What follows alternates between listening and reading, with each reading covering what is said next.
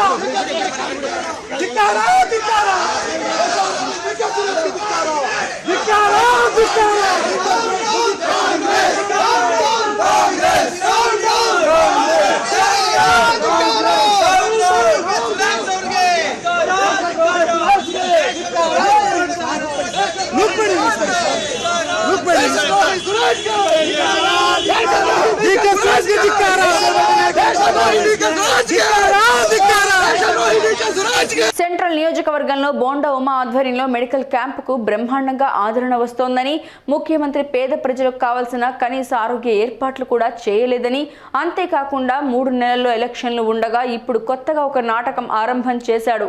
జగన్ అని ఆంధ్రప్రదేశ్ అంతటా free medical క్యాంపులు పెట్టాడని, ఇప్పటి వరకు ప్రజలు గుర్తుకు రాలేదా జగన్ కు అని కేసినేని చిన్ని ఆరోపించారు. జగన్మోహన్ రెడ్డి ప్రభుత్వం అధికారంలోకి వచ్చిన ఈ 4 సంవత్సరాల 10 నెలల సమయంలో పేదవాడికి అందని ద్రాక్షగా వైద్యం అయిపోయింది. తెలుగుదేశం హయాంలో ఆ రోజున ఎన్టీఆర్ వైద్య సేవ ప్రతి పేదవాడికి ఒక ధైర్యం, ఒక భద్రత, ఒక భరోసా ఇచ్చేది. గుండె ఆపరేషన్లు, స్టెంట్లు, లివర్ ప్రాబ్లమ్స్ కానీ, కిడ్నీ ప్రాబ్లమ్స్ కానీ, ఏ సమస్య వచ్చినా సరే పేదవాడు ఎన్టీఆర్ వైద్య సేవ కార్డు తీసుకొని కార్పొరేట్ హాస్పిటల్లో దర్జాగా ప్రభుత్వ ఖర్చుతో వైద్యం చేయించుకునేవాడు. ఇవాళ దుర్మార్గమైనటువంటి జగన్మోహన్ రెడ్డి ప్రభుత్వం వచ్చినాక ప్రైవేట్ హాస్పిటల్ మొత్తం వైఎస్ఆర్ వైద్య సేవకి మూసేశారు. 1,200 కోట్ల రూపాయలు మాకు బిల్లులు చెల్లించాలి, దానికి 25%, 30% కమిషన్లు అడుగుతున్నారు. ఈ కమిషన్లు ఇచ్చి మేము ఎన్టీఆర్ వైద్య సేవ, వైఎస్ఆర్ వైద్య సేవ చేయలేమని చెప్పి వాళ్ళందరూ కూడా హాస్పిటల్లో వైఎస్ఆర్ వైద్య సేవ లేదని బోర్డులు పెట్టేశారంటే. సెంట్రల్ నియోజకవర్గంలో బోండా ఉమా గారి ఆధ్వర్యంలో ఇవాళ జరిగే ఈ మెగా మెడికల్ క్యాంప్కి బ్రహ్మాండంగా ఆదరణ వస్తుంది. నిజంగా మనం చాలా బాధపడాల్సిన విషయం. నేను పేదల పక్షపాతి అనే ఈ ముఖ్యమంత్రి పేద ప్రజలకి కావాల్సిన కనీస వైద్య సదుపాయాన్ని కూడా సరిగ్గా ఇవ్వలేకపోతున్నాడు. అంతేకాకుండా మీరు చూస్తే పేదలకు ఉపయోగపడే అన్న క్యాంటీన్లు కూడా రద్దు చేశాడు. ఇతని పేదల పక్షపాతి కాదు, పేదలంటే ఇతనికి కోపం. అందుకే ఇటువంటి పథకాలన్నీ రద్దు చేస్తున్నారు. ఇవాళ ఇంకొక 3 నెలల్లో ఎలక్షన్లు ఉండగా ఇప్పుడు కొత్తగా ఒక నాటకం తయారు చేశాడు. ఎక్కడికక్కడ మెడికల్ క్యాంపులని. 4.5 సంవత్సరాల నుంచి మెడికల్ క్యాంపులు పెట్టలేవా? ఒక 6 నెలల ఎలక్షన్ ముందుగా మెడికల్ క్యాంపులను మొదలుపెట్టావు. అక్కడ కూడా సరైన వైద్యులు లేక, సరైన మందులు లేక ప్రజలకి చాలా ఇబ్బందులు ఎదురవుతున్నాయి. ఇవాళ విజయవాడ పట్టణంలోనే కాదు, ఆంధ్రప్రదేశ్ మొత్తం ఆరోగ్యశ్రీని ప్రైవేట్ హాస్పిటల్ ఎవరు కూడా యాక్సెప్ట్ చేయట్లేదు. ఎందుకంటే వాళ్ళకి కమిషన్లు ఇవ్వాలి, వాళ్ళకి బిల్లులు చెల్లించట్లేదు. కాబట్టి ఇటువంటి కనీస సౌకర్యాలు కూడా కల్పించలేదు ఈ ప్రభుత్వం. మా నాయకులు మీరు చూస్తే సొంత ఖర్చులతో మీరు చూస్తే చంద్రబాబు నాయుడు గారు కానీ, లేకపోతే పవన్ కళ్యాణ్ గారు కానీ, లేకపోతే బాలకృష్ణ గారు కానీ, భువనేశ్వర్ గారు కానీ, లేకపోతే బొండకుమార్ కానీ, ఇవన్నీ నాయకులందరూ సొంత ఖర్చులతో ఎన్నో సేవా కార్యక్రమాలు చేస్తున్నారు. వారందరికీ ఒక్కటే, అధికారం ఉన్నా ప్రతిపక్షంలో ఉన్నా ప్రజల క్షేమమే వాళ్ళ ముఖ్య ఉద్దేశం. కాబట్టి ఇటువంటి నాయకుల అడుగుజాడల్లో మేము కూడా నడవడం మాకు ఆనందంగా ఉంది. మార్పు అని అన్నారు. ఫిబ్రవరి నెల వచ్చిన రైతు బంధు ఇవ్వకపోవడమే మీ మార్పా అని మాజీ మంత్రి హరీష్ రావు అన్నారు. కాంగ్రెస్ మార్పు తెస్తా అని పేదలకు కరెంటు నెల పింఛన్లు ఇవ్వలేకపోతోందని ఆయన కాంగ్రెస్ పై కన్నెర్ర చేశారు. 24 గంటల కరెంటు నుంచి 12-14 గంటలు ఇవ్వడం, రోజుకు 6 సార్లు ట్రిప్ అయ్యేటట్టు చేయడమే ఇది మార్పా అని నేను అడుగుతా ఉన్నా. ఈరోజు ఉదయంలో నాకు పాపం రోడ్డు మీద పోతుంటే ఆటో కార్మికులు కలిశారు. చెయ్యి అడ్డం పెట్టి నేను కారు దిగి వాళ్ళని కలిశాను. అన్నా మమ్మల్ని కాపాడండి, 12 మంది ఆటో డ్రైవర్లు ఇప్పటికే ఆత్మహత్య చేసుకున్నారు, మేము ఈఎంఐలు కట్టలేకపోతున్నాం, దయచేసి మా గురించి అసెంబ్లీలో మాట్లాడండి, ఈ ప్రభుత్వాన్ని నిలదీయండి అని చెప్పి ఇవాళ ఆటో డ్రైవర్లు నన్ను భద్రాచలంలో కలిసి విన్నవించుకుంటా ఉన్నారు. అంటే ఏంటి ఇవాళ మార్పు అంటే 6 లక్షల మంది ఆటో డ్రైవర్లను రోడ్డు మీదకి తేవడమే మీరు తెచ్చిన మార్పా అని నేను అడుగుతా ఉన్నా. ఈరోజు నిజంగా మీకు ప్రేమ ఉంటే, చిత్తశుద్ధి ఉంటే ఈ ఆటో డ్రైవర్లకు నెలకు 10,000 రూపాయలు మీరు ఇచ్చి ఆ ఆటో డ్రైవర్లను కాపాడాలని చెప్పి ఈ ప్రభుత్వాన్ని నేను డిమాండ్ చేస్తా ఉన్నా. మార్పు అన్నారు. మార్పు ఏంది? రైతు బంధు ఫిబ్రవరి నెల వచ్చినా రైతు బంధు పడకపోవడం మార్పా? ఎప్పుడన్నా కేసీఆర్ ఉండగా ఫిబ్రవరి దాకా రైతు బంధు పడకుండా ఉన్నారే? ఇలా ఆనాడు కేసీఆర్ గారు పోడు భూములు ఇచ్చిండు, పోడు భూములకు పట్టాలు ఇచ్చిండు, ఉచిత కరెంట్ ఇచ్చిండు, రైతు బంధు డబ్బులు కూడా టైం మీద ఇచ్చింది ఆనాడు మన కేసీఆర్ గారు. ఇలా మీరు ఇప్పటికీ 2.5-3 ఎకరాల లోపే రైతు బంధు పడ్డది. ఇలా రైతులు ఎదురు చూస్తా ఉన్నారు, నాట్లు అయిపోయినాయి, కలుపులు తీస్తా ఉన్నారు, మందు బస్తాలు కొనుక్కోవాలంటే కూడా ఇలా రైతులకు డబ్బులు లేనటువంటి పరిస్థితి ఉంది. మార్పు అంటే ఫిబ్రవరి నెల వచ్చిన రైతు బంధు వేయకపోవడమే మార్పా అని నేను అడుగుతా ఉన్నా. మార్పు అంటున్నారు. మేము కేంద్ర ప్రభుత్వం ఎంత ఒత్తిడి తెచ్చినా కృష్ణా నది పరివాహక ప్రాంతంలో ఉన్న ప్రాజెక్టులను ఆ రోజు మేము కేంద్రానికి అప్పచెప్పలే. కానీ మీరు నిన్న ఏం చేసిండ్రు? మొత్తం ప్రాజెక్టులన్నీ కేంద్ర ప్రభుత్వం చేతిలో పెట్టి ఇలా రాష్ట్రానికి అధికారం లేకుండా చేసిండ్రు. మీరు చేసిన పని వల్ల నాగార్జున సాగర్ ఎడమకాలు ఒక ఆయకట్టుకు నీళ్లు రాకుండా పోతాయి. మీరు చేసిన పని వల్ల మహబూబ్ నగర్, నల్లగొండ, ఖమ్మం, హైదరాబాద్కు తాగునీటి అవసరాల్లో ఇబ్బంది వచ్చేటువంటి అవకాశం ఉన్నది. ఇదెవరైనా అసలు ఒక ప్రభుత్వం చేసే పనేనా? మీరు ఉన్న ప్రాజెక్టులు ఢిల్లీ చేతిలో పెట్టి ఇవాళ మనం వాళ్ళ చేతుల్లో కీలుబొమ్మలుగా ఈ రాష్ట్రాన్ని మార్చినటువంటి ఘనత ఇవాళ కాంగ్రెస్ పార్టీది. ఇదేనా మార్పు అంటే? ఏం మార్పు తెచ్చింది మీరు? ప్రభుత్వాన్ని కొన్ని డిమాండ్లను, కొన్ని విషయాలను ప్రశ్నిస్తేనే దానికి ప్రభుత్వం నుండి స్పందన రావాలి కానీ పత్రికకు దానికి సంబంధం ఏమిటి అని వాళ్ళు ఎందుకు ఫ్యాక్ట్ చెక్ చేస్తున్నారో అని Janasena party PAC chairman Nadendla Manohar ప్రశ్నించారు. ప్రభుత్వాన్ని మేము కొన్ని డిమాండ్స్, కొన్ని ప్రశ్నలు అడిగినప్పుడు ప్రభుత్వం నుంచి స్పందన రావాలి కానీ ఈ పత్రికకి దానికి ఏం సంబంధం? వాళ్ళు ఎందుకు ఫ్యాక్ట్ చెక్ చేస్తున్నారు? ఫ్యాక్ట్ చెక్ చేసే అధికారం ప్రత్యేకంగా ఆ పత్రికకి ఎందుకు ఉంది? ఈనాడులో ప్రచురించినంత మాత్రాన పాపం రామోజీరావు గారు చేసిన తప్పేంటి దీంట్లో? ఆయన గురించి ప్రస్తావించడం. మీరు డిబేట్కి రండి. జనసేన పార్టీ తరఫున నాదెండ్ల మనోహర్ మీతో సిద్ధంగా ఉన్నాడు డిబేట్ చేయడానికి. వివరాలతో సహా నేను మాట్లాడతాను. మేము చేసే ప్రయత్నం కూడా గత సంవత్సరం నుంచి మేము ప్రత్యేకంగా ప్రభుత్వంలో జరుగుతున్న పరిపాలన పైన చాలా లోతుగా అధ్యయనం చేసి స్పష్టమైన వివరాలతోటి మేము ఎందుకు చెప్తున్నామంటే, ప్రభుత్వంలో ఉన్న కొంతమంది పెద్దలు పాపం 30 సంవత్సరాలు 28 సంవత్సరాలు ప్రభుత్వంలో వాళ్ళు పనిచేసిన వ్యక్తులు, సీనియర్లు, వాళ్ళందరూ ఈ వ్యవస్థ చూసి భయపడి ఆందోళనతోటి, ఆవేదనతోటి రేపటి రోజున ఏమైపోతుంది మన రాష్ట్రం అనే ఒక బాధతోటి వాళ్ళు సమాచారం కొంతవరకు అందిస్తూ ఉంటే మేము ప్రభుత్వంలో ఒక మార్పు వస్తుంది, బాధ్యతతోటి వ్యవహరిస్తారు, పరిపాలన ఇప్పుడైనా సక్రమంగా చేస్తారేమో అనేది ఒక ప్రయత్నం జనసేన పార్టీ చేస్తూ వస్తుంది. రాసిన ఆర్టికల్ వెనక నేను గతంలో కూడా చెప్పా, పౌరులు మన రాష్ట్రంలో ఆవేదనతోటి ఒక పబ్లిక్ ఇంట్రెస్ట్ లిటిగేషన్ వేసినప్పుడు గౌరవ హైకోర్టు బెంచ్ అంటే చీఫ్ జస్టిస్ పీకే మిశ్రా గారు, అదేవిధంగా ఆనరబుల్ హైకోర్టు జడ్జి సోమయాజులు గారు వాళ్ళు చేసిన అబ్జర్వేషన్స్ ఆ రోజు ఏంటంటే, ఇది ఒక కొత్త సర్వీస్ మీరు క్రియేట్ చేస్తున్నారా, కొత్త క్యాడర్ మీరు క్రియేట్ చేస్తున్నారా, దేనికి ఈ సలహాదారులు, ఇంతమంది సలహాదారులు మీరు ఎందుకు అపాయింట్ చేస్తున్నారు, ఎక్స్ట్రా కాన్స్టిట్యూషనల్ అథారిటీగా మీరు వీళ్ళని తీసుకొస్తుంటే ఇది చాలా ప్రమాదకరమైన ప్రెసిడెంటు అని చాలా స్పష్టంగా వాళ్ళు అబ్జర్వేషన్స్ చేసినప్పుడు రాష్ట్ర ప్రభుత్వం లిఖితపూర్వకంగా త్వరలోనే ఒక పాలసీ తీసుకొస్తాం, మేము అడ్వైజర్స్ ఇప్పటి నుంచి మేము అపాయింట్ చేయకుండా వివిధ శాఖలకి మంత్రుల కోసమే మేము అడ్వైజర్స్ని అపాయింట్ చేస్తామని వాళ్ళు అఫిడవిట్ ఫైల్ చేశారు. కేంద్ర ప్రభుత్వం మద్దతుతో ఒడిశా పెట్రోలియం మరియు పెట్రోకెమికల్స్ రంగాలలో అభివృద్ధిలో కొత్త శిఖరాలను చేరుకుంటోంది అని గత 10 సంవత్సరాల్లో పెట్రోకెమికల్స్ రంగంలో 1.25 లక్షల కోట్ల రూపాయల పెట్టుబడులు వచ్చాయని భారత ప్రధాని నరేంద్ర మోడీ పేర్కొన్నారు. ओडिशा में पेट्रोलियम और पेट्रोकेमिकल क्षेत्र में 1.25 लाख करोड़ रुपए से अधिक का निवेश किया गया है. बीते 10 वर्षों में पहले की तुलना में रेलवे के विकास के लिए उड़ीसा को 12 गुना ज्यादा बजट दिया गया है. बीते 10 वर्षों में प्रधानमंत्री ग्रामीण सड़क योजना के तहत ओडिशा के गांवों में करीब 50,000 किलोमीटर सड़कें बनी हैं. राज्य में 4,000 किलोमीटर से अधिक नए नेशनल हाईवे का निर्माण भी हुआ है.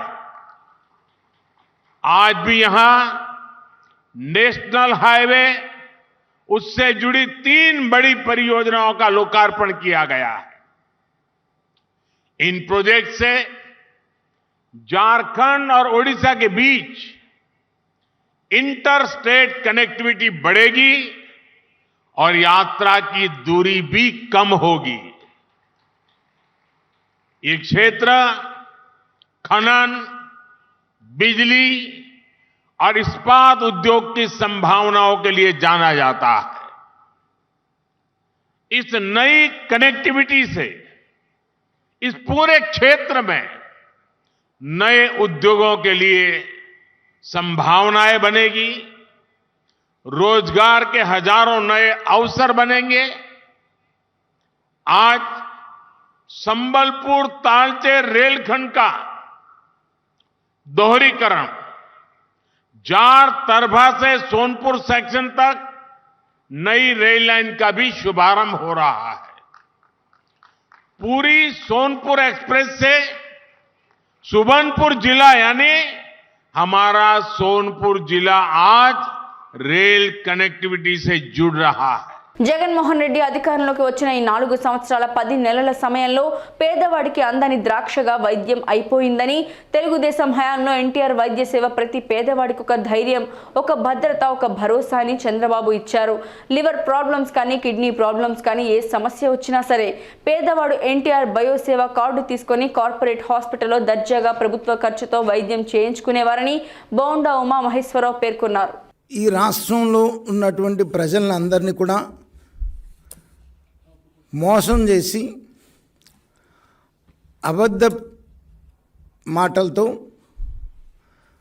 ప్రజల్ని నమ్మించి అధికారంలోకి వచ్చినప్పటి నుంచి కూడా తాను ఏదైతే అవినీతి కేసులో 16 మాసాలు జైల్లో ఉండి క్షుణ్ణంగా బ్రిటిష్ పాలనను గురించి తాను రీసెర్చ్ చేశాడు. రీసెర్చ్ చేసి బయటకు వచ్చి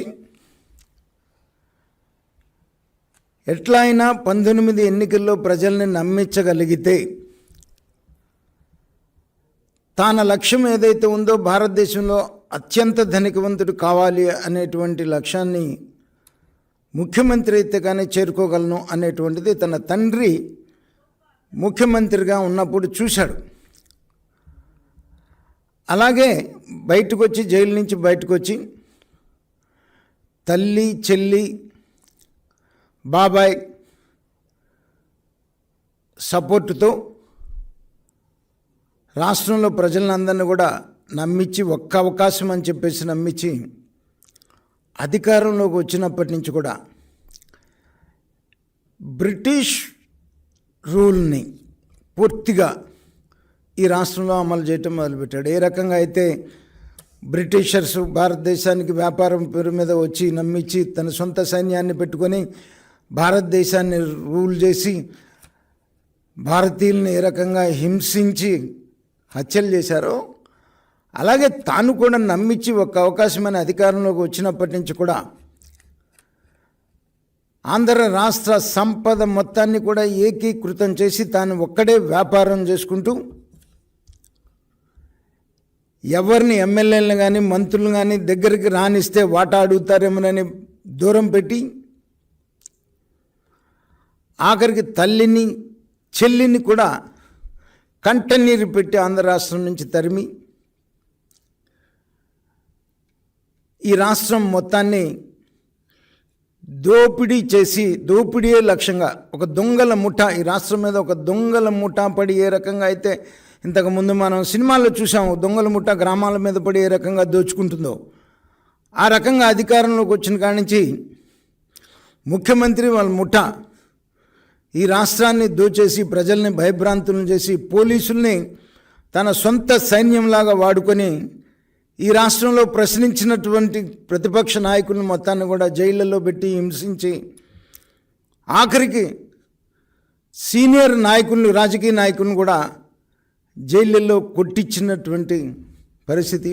ఆఖరికి జాతీయ అధ్యక్షులు చంద్రబాబు నాయుడు గారిని కూడా అరెస్ట్ చేసి ఏ అభియోగం లేకుండా అక్రమ కేసులు పెట్టి 54 రోజులు జైల్లో ఉంచినటువంటి మాట మనం చూస్తూ ఉన్నాం.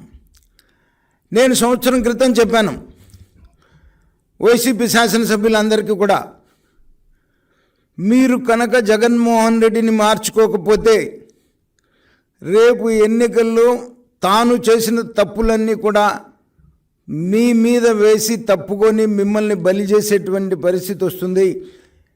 అందుకని మీరు యాజ్ ఎర్లీ యాజ్ పాసిబుల్ ముఖ్యమంత్రిని మార్చుకోండి అనేటువంటి మాట సంవత్సరం క్రితం చెప్పాను నేను. ఇవాళ ఎమ్మెల్యేలు పనికిరారు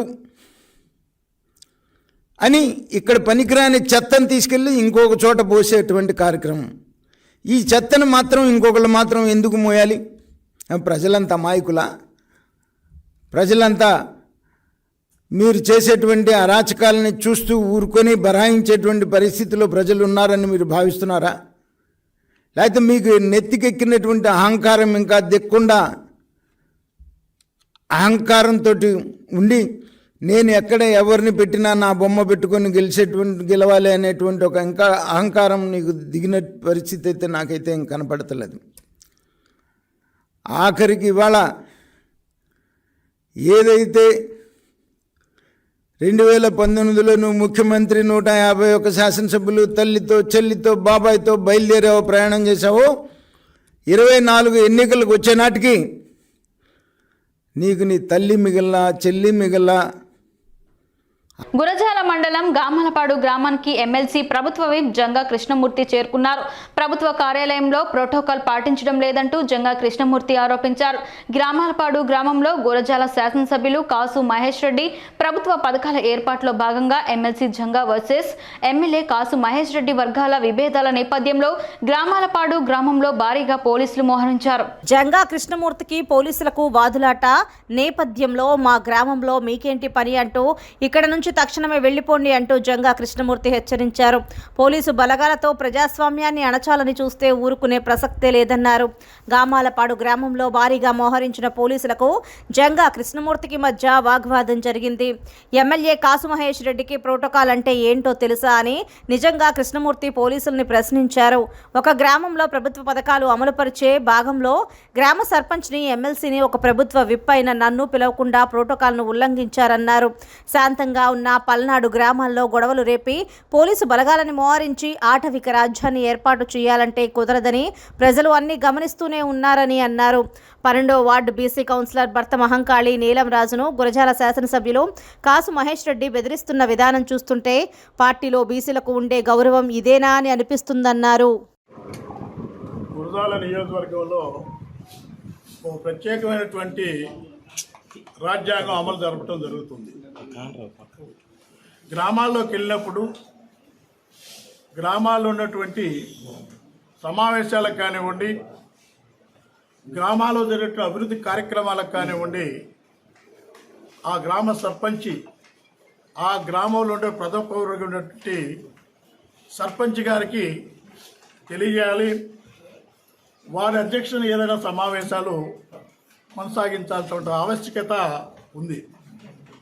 కానీ ఇక్కడ గురజాల నియోజకవర్గానికి సంబంధించిన శాసనసభ్యుల గారికి ప్రత్యేకమైనటువంటి రాజ్యాంగం ఉంది. ఇదేదో ధరల పరిపాలన అనుకుంటున్నాడు. ప్రజాస్వామ్యం ఇది. గ్రామాలకు వచ్చినప్పుడు ఆ గ్రామాల సర్పంచులు కానివ్వండి, గ్రామాలకు సంబంధించిన పెద్దలకు కానివ్వండి గౌరవించాల్సిన బాధ్యత ప్రజాప్రతినిధులపై ఉంది. ఆసరాకు సంబంధించి చెక్కుల్ని రాష్ట్ర వ్యాప్తంగా పంచుతాను, మంచిది, దాన్ని ఎవరు కాదలేని విషయం. అనేకమైనటువంటి కార్యక్రమాలకు కూడా అక్కడ ఉన్నటువంటి సర్పంచులకు సంబంధించి కానివ్వండి, అక్కడ ఉన్నటువంటి మండల ప్రెసిడెంట్కి సంబంధించి కానివ్వండి, శాసనసభ మనమే చేస్తారు, దాంట్లో తప్పు లేదు ఎలాంటిది. కానీ మా గ్రామానికి సంబంధించి మా గ్రామ సర్పంచ్ తెలియకుండా ఎవరినో నలుగునో ముగ్గురునో పిలిపించుకొని మాట్లాడి గ్రామంలో ఆసరా చెక్కులు పంపిణీ చేస్తామంటే ఇది సమంజసమా? అంతేగాక నేను ఈరోజు గవర్నమెంట్ విప్పుని, మండల సభ్యుడిని, దాదాపు 2 పర్యాలు కూడా ఈ నియోజకవర్గాలు ఎమ్మెల్యేగా చేయడం జరిగింది. అసలు ప్రోటోకాల్ అంటే తెలుసా? ఎమ్మెల్యే కానీ ఎమ్మెల్సీ సంబంధించి ఏంటి, మండలం సంబంధించినటువంటి ప్రోటోకాల్ అంటే ఎమ్మెల్యే కూడా కాస్త కోస్తో పెద్దగా ప్రోటోకాల్ అంటే శాసన మండలికి సంబంధించిన సభ్యులను గౌరవించాల్సిన బాధ్యత. కానీ ప్రోటోకాల్కి సంబంధించి ఎమ్మెల్యే కాడికి పెద్దది. అంతేకాకుండా ఈరోజు గవర్నమెంట్ సంబంధించిన విప్పు నేను కనీసం నాకు కూడా తెలియకుండా మా గ్రామంలో చెక్కులు పంపిణీ చేయటం అంటే ఏ విధంగా చేయగలుగుతారు? ఇది దౌర్జన్యం చేయాలనే ఆలోచన. ఈరోజు చూసుకున్నట్లయితే గురజాల నియోజకవర్గానికి సంబంధించి అన్ని గ్రామాలకు సంబంధించి కూడా గొడవలు పెట్టాలని, ప్రశాంతంగా ఉంటే గ్రామాలని గూడూరు వైఎస్ఆర్సీపీ ఎమ్మెల్యే వరప్రసాద్ ఆత్మీయ సమావేశం గూడూరులోని అల్లూరి ఆదిశేషారెడ్డి స్టేడియం నందు ఏర్పాటు చేశారు. ఈ సందర్భంగా ఎమ్మెల్యే మాట్లాడుతూ గూడూరు అల్లూరు ఆదిశేషారెడ్డి స్టేడియం నందు ఉన్నటువంటి ఇబ్బందులను తన దృష్టికి వచ్చాయన్నారు. వాకర్స్ మరియు హాకీ ప్లేయర్స్ కు, మంచి క్రికెట్ ప్లేయర్స్ కు ఆయన 50,000 రూపాయలు క్రికెట్ కిట్ను మరియు హాకీ ప్లేయర్స్ కు స్టిక్స్ ను మరియు 20 జతల షూస్ ను పంపిణీ చేశారు. అంతేకాకుండా స్కేటింగ్ కి అనుకూలమైనటువంటి స్థలాన్ని 12 సెంట్లు గవర్నమెంట్ హాస్పిటల్ ఆవరణలో నుంచి ఆయన కొంత తీసి ఇచ్చినట్టు చెప్పారు. ఆరోగ్యం కోసం క్రీడలు మరియు ఫిజికల్ ఫిట్నెస్ సెంటర్లను ఏర్పాటు చేసినట్లు ఆయన ఈ సందర్భంగా వెల్లడించారు.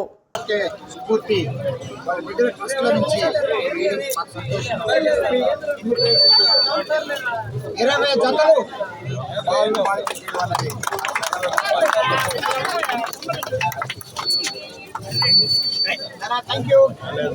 All of you. Thank you. ఇవన్నీ కూడా దీపం చేశాడు. రైట్.